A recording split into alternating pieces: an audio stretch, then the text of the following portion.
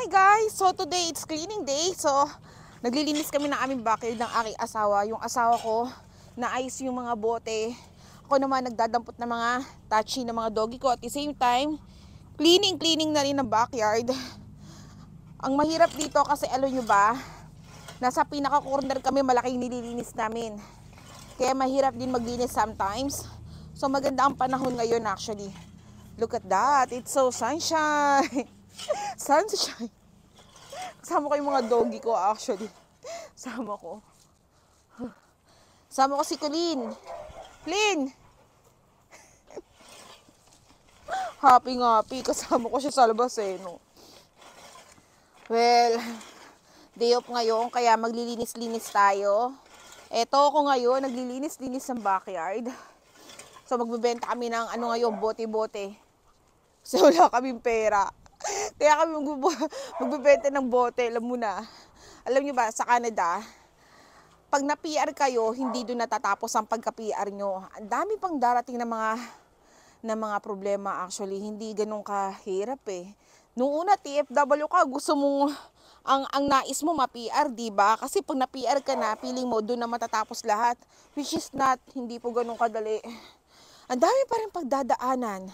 Iisipin mo, kailangan pa mag-settle, maghanap ng bahay. Alam mo yung hindi pwedeng, walang problema eh. Laging may problema. Aminin ko po sa inyo ako matagal na ako sa Canada. PR na ako pero hindi natatapos sa PR lang ang buhay dito sa Canada. Ang dami mo pang pagdadaanan. Grabe, minsan parang sinusubok tayo ng panahon sometimes sa mga problema natin. Talaga, pero lagi ko itinataas sa Panginoon kasi sa Panginoon wala pong imposible, kabayan. 'Di ba? Wala talagang imposible. Pero sometimes alam niyo ba yung feeling mo ang hirap-hirap ng buhay. Parang alam mo yung PR ka na pero bakit ganun pa rin ang buhay, 'di ba? Marami na oportunidad pero hindi ganun kadali actually. Parang minsan magsi-self-pity ka sa sarili mo. Pero isipin mo na lang lagi na napakaswerte mo kasi ang daming Pilipino ang nagkukumahog na makarating dito sa Canada. So, ikaw, syempre, napaka-fortunate mo kasi nandito ka sa Canada. So, sometimes talagang hindi lang maiwasan natin yung self-pity dahil sa mga nararamdaman natin problema. Pero ganun pa man, laban lang. Napakaswerte pa rin natin kasi nandito tayo sa Canada actually, kabayan. Kita nyo ba ako? Ayan. Well, this is me the way I am. Sabi nga pala, may nagko-comment doon sa mga comment boxes ko, yung mga basher ko. Sabi ba naman, mag-ayos ka naman. Sabi nila sa akin, suklay muna bago harap sa camera. Well, this is the way I am. Dito ako nakilala ng mga tao. I'm just being me and I don't care kung ano sabihin mo. Kasi hindi naman ako mabubuhay kung ano yung sasabihin mo sa akin, di ba? Ikakaunad ko ba yung sasabihin mo? Di ba? Hindi naman. Kumbaga, I'm just being myself, kabayan. So, I don't care sa mga bashers. Natural na yan pag ikaw nasa social media. Lagi may bashers actually. Diba? Ayun nga, ano pa ba pagkukwentuhan natin? Yun nga, sabi ko nga sa inyo, patuloy lang ang buhay. Kahit mayroong mga pagsubok. Kasi hindi na mawawala talaga yan. Tsaka isipin mo na lang, maswerte ka kasi nandito ka sa Canada. Ang daming Pilipino gusto makarating dito, pero isa ka sa mapalad na nakarating dito sa Canada. Ganun yung kabayan. Yung asawa ko busy nandun siya. Nag-aayos ng mga bote kasi magbebenta kami ngayon ng bote. Kailangan namin ng pera. Diba? Hindi porket nasa Canada kami, mayaman kami. Hindi totoo yan. Mahirap pa din kami. Alam mo yung iba yung sa Pilipinas, pag mahirap ka. Pero dito pero dito lahat ng mga tao dito pantay-pantay, walang mayaman, walang mahirap. Pantay-pantay ang sa'yo, trato. May respeto. 'Di ba? Pero aminin ko sa inyo, may mga siraulo pa rin talaga. Hindi mo pa rin maiiwasan yung kahit saan bansa ka magpunta, may siraulo pa rin. Pero mababait ang mga Canadian, sobra. As in, ang babait. Wala akong masabi. Nakaka-ilang minutes na ako. Yung nakaka-4 minutes na pala ako. Tapos, ano ba kukwento ko sa inyo? Niisip ko yung kukwento ko sa inyo eh. Alam nyo ba yung nakita ko, merong isang Pilipina, nakita ko yun sa vlog niya eh. Tawag dito, yung kasamahan niya sa trabaho, Hindi niya alam na tourist visa or visitors visa. Nakita ko ata yun sa TikTok. Alam mo ba, hindi nila alam na ano pala siya, naka-visitors visa pero nag-work. Pero may nagsumbong na Pilipino. Alam mo ba, ginawa ng immigration, pinuntahan mismo dun sa trabaho. Automatic deport ka agad, hinuli siya. Yun ang masakit ng kabayan, kaya huwag kayo dito magtatrabaho ng visitors visa. Tapos kung nagtatrabaho mo kayo visitors visa dito sa Canada, alam mo yung pag tinanong ka, sagot mo PR ka.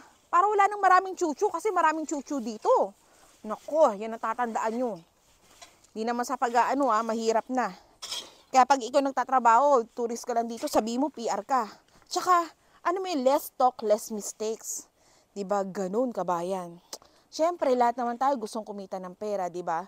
Pero sana, daanin nyo na lang sa proper way. Kasi, ang hirap mag-take ng risk. Pag nag-take ka ng risk, you need to take the consequence, diba? Ang hirap actually.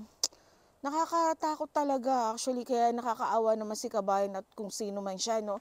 At meron pa yung nag-plug polling, diba? So, nag-plug polling siya dito sa Canada para makakakuha na nga siya ng working permit, makapagtrabaho na. Ang problema, nakita ng officer bakit ang dami niyang pera, tapos sinabi niya, sa pinagtrabahuan niya daw yun, bawal magtrabaho dito.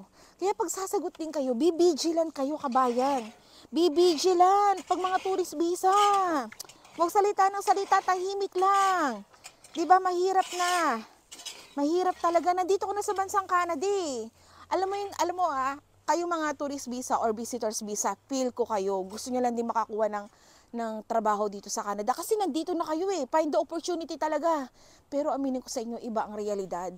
Iba talaga ang hirap makakuha ng working permit o ng magbibigay ng LMIA. Kasi mostly ang LMIA dito binibenta na. Pero syempre, nandito na tayo sa Canada, mag-sit na tayo. Diba? Gusto natin, nandito na tayo, huwag na natin palagpasin ng pagkakataon. Pero hindi ganun kadali. Yun ang totoo. Hindi talaga ganun kadali kabayan. Hindi ganun kadali actually. Yun ang sakit nun. Kaya I feel yung mga kabayan ko, mga visitors visa or tourist visa. Kaya, pero ganun pa man kung meron ka naman experience, daan ka na ng tamang pathway, apply ka sa agency natin sa Pilipinas ha. Alam mo ba bakit ko sinasabi lagi sa inyo mag-apply kayo sa agency sa Pilipinas? Kasi kabayan, unang-una, walang mga placement fee doon.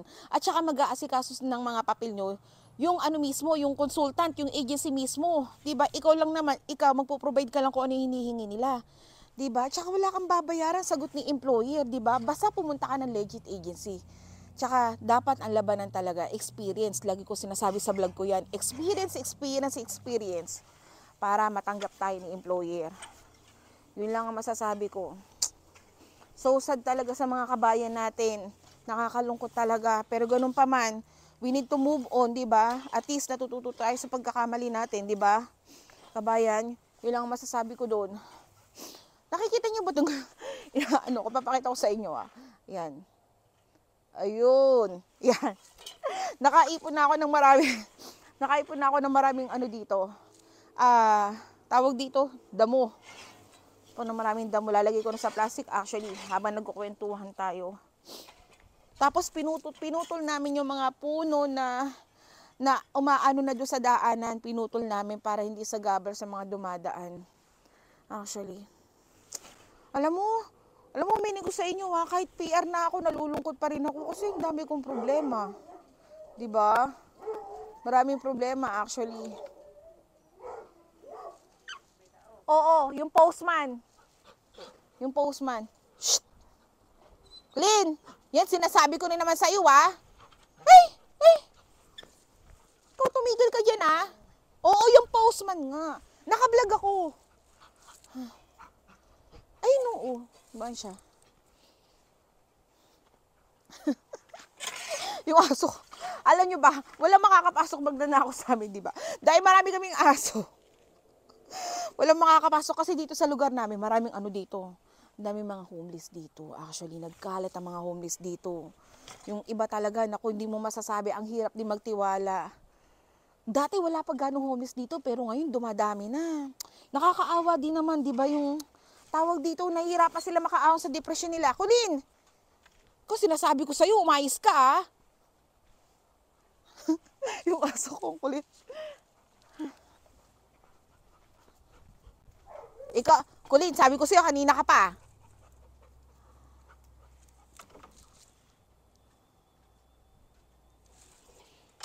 Palalabasin ko ng kuya mo, kanina ka pa. Sila naman. Ha, Kulin? Ha? Ang alin? Oo, dumaan ka na. Hindi ka na magsasalita eh. Yan. Oh, yung asawa ko na iyan dumaan. Ngayon siya dumaan. So, ayun lang kabayan, ano, mukhang marami na yung ating napagkwentuhan. So, ayun lang po masasabi ko sa inyo. So, tandaan nyo po, wala pong imposible sa Panginoon. Itaas po natin lahat sa Panginoon.